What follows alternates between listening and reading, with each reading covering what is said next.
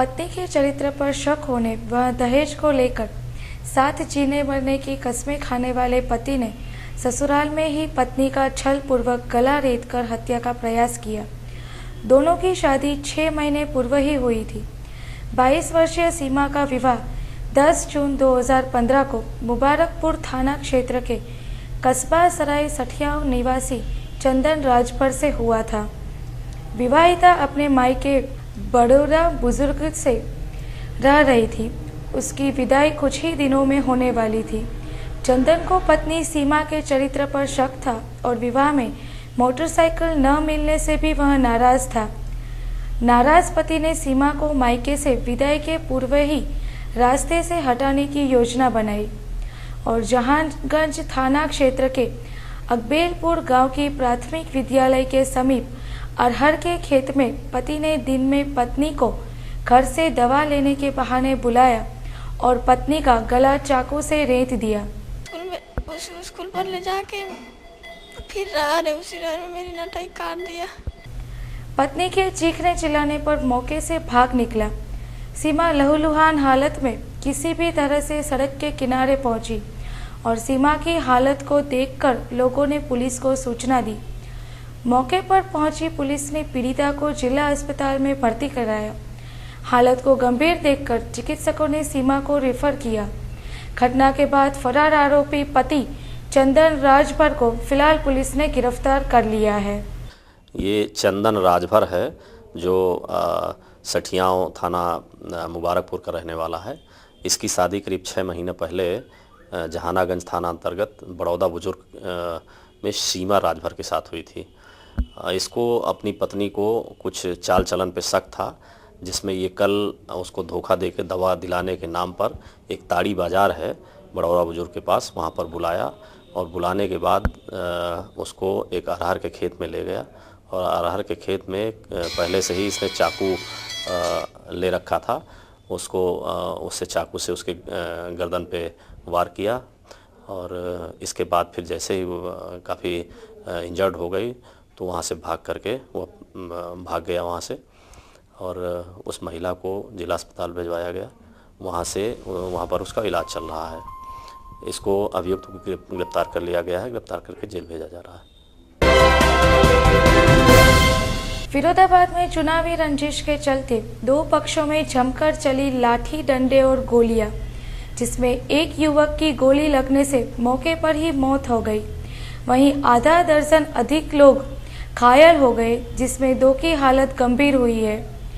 मामला फिरोजाबाद के थाना टुंडला के गांव मदावली का है, जहां प्रधानी चुनाव की रंजिश को लेकर देर शाम करीब 10 बजे साहब सिंह का समर्थक दुकान पर कुछ खरीदने गया था। वहां पहले से ही मौजूद शिव सिंह का समर्थक से चुनाव को लेकर कहासुनी हो गई और उसके बाद विवाद इतना बढ़ा कि दोनों पक्षों में पहले जमकर लाठी डंडे चले और उसके बाद जमकर गोलियां भी चली। कल इलेक्शन हुआ है, हार रहे थे और उसमें हमारा कोई खड़ा नहीं है। हम यहाँ पे बोल रहे हैं कि हमें वोट नहीं दिया है, उसी बात सीधे चले आए। बाकी समाज के लोग वोट थे उनके साथ में सारे। आप पे कितने लोगों को चोट आई हैं और कितने? हमारे 2 तो आगरा के लिए रेफर हो गए हैं। अच्छा। और वैसे घायल है, किसी के वैसे लगी। मैं तो वैसे सीधा यहाँ से भाग के अपने कमरे में लेट दिया बंद, जिसमें 30 वर्षीय दीपक की गोली लगने से मौके पर ही मौत हो गई। दोनों ही पक्षों के करीब आधा दर्जन से भी अधिक लोग घायल हो गए, जिसमें राजकुमार और जीतू की हालत गंभीर है। इस घटना से गांव के लोग दहशत में हैं। सूचना पर पहुंची पुलिस ने घायलों को जिला अस्पताल भेज दिया है और स्थिति को देखते हुए गांव में भारी मात्रा में पुलिस बल तैनात भी कर दिए गए हैं। थाना टुंडला के अंतर्गत ग्राम मदावली में आज शाम करीब 9 बजे के आसपास किन्हीं बात पे कल के चुनाव के सिलसिले में 2 पक्षों में फायरिंग व मारपीट की घटना हुई, जिसमें एक व्यक्ति की मृत्यु हो गई है और 4-5 लोग घायल हैं। दूसरे पक्ष के 3 लोग डंडे की चोट के कारण घायल हैं। इसका कारण कल चुनाव में प्रत्याशी का समर्थन और उसके कारण दो पक्षों में विवाद ये बताया जा रहा है। चंडीगढ़ में प्रदर्शन के दौरान आप कार्यकर्ताओं पर हुए पुलिस लाठीचार्ज और प्रदेश में किसानों की समस्या को लेकर कैथल में आप पार्टी ने जोरदार प्रदर्शन किया और प्रदेश सरकार के खिलाफ नारेबाजी की। इस मौके पर आप कार्यकर्ता दोनों मामलों में उचित जांच की मांग कर रहे थे। आप कार्यकर्ताओं ने कहा कि चंडीगढ़ में आप कार्यकर्ता शांतिपूर्वक प्रदर्शन कर रहे थे, लेकिन पुलिस ने उन पर लाठीचार्ज कर बर्बरता का परिचय दिया है। वहीं दूसरी तरफ हरियाणा में किसानों की धान को औने पौने दामों में लूटा गया है और प्रदेश सरकार ने मिलीभगत कर किसानों की धान को 1200 रुपये में खरीदा और किसानों को पर्चियां 1415 रुपये की दी। इसके अलावा किसानों का 1121 और 1509 किस्म का धान भी सरकार ने महज 1450 रुपये में खरीदा। मैं जोगीराम मलिक आम आदमी पार्टी का पूर्व कैशियर हूं और आज जो मीटिंग आम आदमी पार्टी के कार्यकर्ताओं की मीटिंग बुलाई गई है, उसमें फैसला लिया गया है कि हरियाणा सरकार जब तक जीरी पर कि कम से कम 1000 रुपया बोनस नहीं देती और किसानों का जो सफ़ेद मक्खी से नुकसान हुआ है उस पर कम से कम भी 15,000 रुपये पर एकड़ के हिसाब से मुआवजा नहीं देती, आम आदमी पार्टी अगला कार्यक्रम के लिए एक बड़ा आंदोलन खड़ा करेगी और सरकार को मजबूर कर देगी को किसानों को न्याय दिया जाए, मजदूरों को न्याय दिया जाए। आज सरकार ने जिस प्रकार से प्रण लिया है कि जो भी किसान, जो भी मजदूर अपनी मांगों के लिए, अपने हक के लिए लड़ाई लड़ेगा, उस पर गोली और लाठी से मुकाबला किया जाएगा। लेकिन आम आदमी पार्टी गोली भी खाएगी, लाठी भी खाएगी और जेलों में भी जाएगी। जब तक किसानों को अपना हक नहीं मिलता, जब तक किसानों के साथ सरकार न्याय नहीं करती, तब तक आम आदमी पार्टी मैदान में डटी रहेगी और आगे आंदोलन को एक बड़ा आंदोलन खड़ा करके सरकार को मजबूर कर देगी कि वो किसानों को और आम आदमी पार्टी के कार्यकर्ताओं के साथ मीटिंग करें और उनकी मांगों को माने। धन्यवाद। आप नेता शमशेर सिंह और जोगीराम मलिक ने कहा कि प्रदेश के किसान आज आत्महत्या करने पर मजबूर है और सरकार किसानों की हितैषी होने का दावा करती है, जबकि इसकी सारी नीतियां किसान विरोधी ही है। इन लोगों ने कहा है कि दोनों मामलों में उचित कार्रवाई न होने के चलते आप पार्टी बड़ा आंदोलन कर सकती है।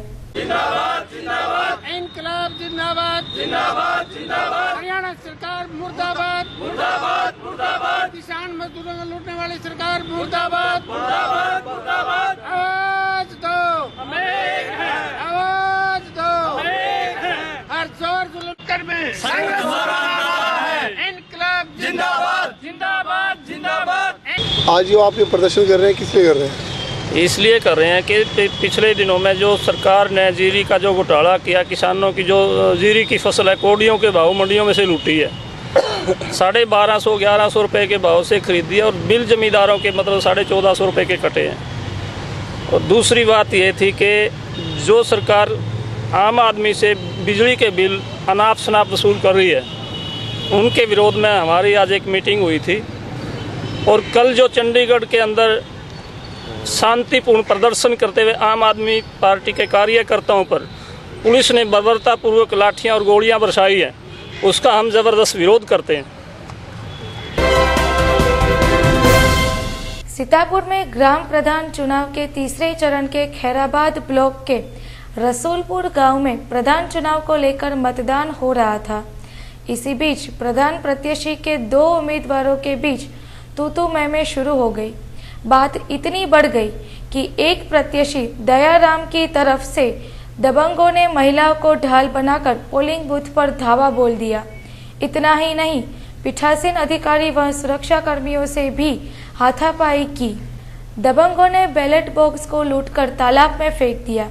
हंगामे की खबर मिलते ही आला अधिकारी व भारी संख्या में पुलिस बल मौके पर पहुंचा। विवाद यहाँ हुआ है 2 पक्षों में और उसके बाद में इन्होंने मतपेटिका के साथ छेड़खानी की है और कुछ मारपीट की घटना की गांव के कुछ लोगों ने। उनमें हम लोगों की गिरफ्तारियां की हैं, कुछ अभी गिरफ्तारियां चल रही हैं और एक बूथ पर संभव है हमें रिपोर्ट कराना पड़ेगा। पुलिस ने इस मामले में दोषी 16 लोगों को गिरफ्तार कर लिया है। पूरे गांव में सन्नाटा पसरा हुआ है। हिंसक घटना के बाद डीएम ने 208 पोलिंग बूथ पर मतदान काउंसिल कर दिया है।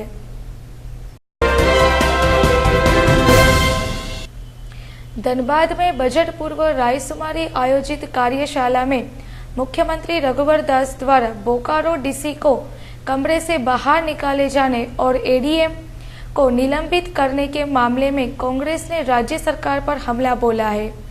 कांग्रेस के राष्ट्रीय प्रवक्ता डॉक्टर अजय कुमार ने कहा है कि अधिकारियों के साथ दुर्व्यवहार करना भाजपा के चाल चरित्र में शुमार रहा है। देश के हर हिस्से में अधिकारियों के साथ इसी प्रकार का व्यवहार करना इनकी आदत है। उन्होंने कहा है कि रघुवर सरकार को तानाशाही रवैया नहीं अपनाना चाहिए। उन्होंने भाजपा मुख्यमंत्री पर जनता की सेवा के बजाय अधिकारियों को अपमानित करने में मजा आने की बात भी कही है।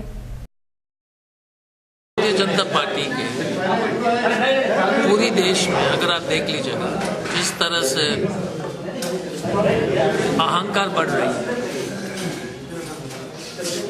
हरियाणा में हाल में एक उदाहरण है, एक महिला दलित आईपीएस ऑफिसर को इन्होंने जो है गेट आउट कर दिया।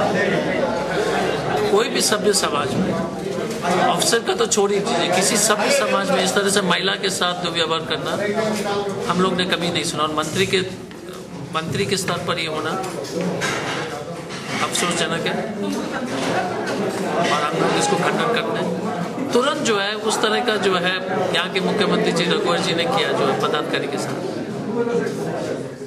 हमने भी सरकार में काम किया। अगर मान लीजिए किसी मंत्री जी को अगर आपसे आक्रोश है या कोई बात आपके सामने रखना चाहते हैं तो वो बंद कमरे में होती है। अब भारतीय जनता पार्टी के मंत्रीगण और मुख्यमंत्री को पावर इतना चढ़ गया सर पर, तो सब लोग का लगता है कि अधिकांश लोगों का दिमागी संतुलन जो है बिगड़ रहा है। मैं यही अनुरोध करना चाहूँगा मुख्यमंत्री जी से कि पदाधिकारी का जो है इस तरह से हौसला पस्त ना करें।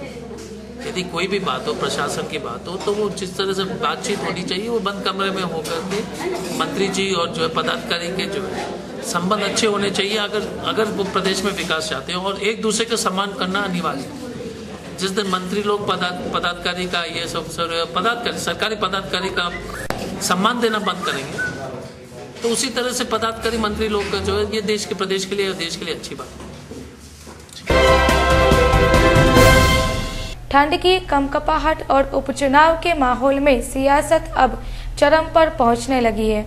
रात हो या दिन, प्रत्याशी मतदाताओं को लुभाने का कोई अवसर त्यागना नहीं चाहते। एक दूसरे की कमियों को उजागर कर राजनीतिक छिछालेदर की तो जैसे परंपरा चल पड़ी है। चुनाव को लेकर सभी पार्टियां जोर लगा रही है। कांग्रेस के प्रदेश अध्यक्ष और प्रत्याशी सुखदेव भगत देर रात शहर में प्रचार में लगे हुए थे। इनके साथ राज्यसभा सांसद धीरज साहू, उदय शंकर ओझा आदि नेता भी मतदाताओं को रिझाने में जुटे हुए थे। अपने चुनाव प्रचार के दौरान सुखदेव भगत ने सभी विपक्षी दलों पर जमकर हमला बोला। सुखदेव भगत ने कहा कि झारखंड की सबसे बड़ी दुश्मन भारतीय जनता पार्टी ही है। झारखंड राज्य बनने के 12 साल तक भाजपा ने ही यहाँ शासन किया है, परंतु भाजपा ने विकास करने के बजाय राज्य को रसातल की ओर ही धकेला है। अगर यहाँ के सबसे बड़ा कोई दुश्मन है तो स्वयं भारतीय जनता पार्टी है, क्योंकि झारखंड बने हुए 15 साल हो गए हैं। इन 15 सालों में 12 साल तक अगर राज्य रहा है, एनडीए का रहा है, और जो आज अगर विकास के पायदान पे झारखंड इतना पीछे है, आज जहाँ पे जो झारखंड की स्थिति है कोई भी चीज़ों के बारे में आपने तो ये मैं कह सकता हूँ कि झारखंड का अगर सबसे बड़ा कोई दुश्मन है तो स्वयं भारतीय जनता पार्टी है।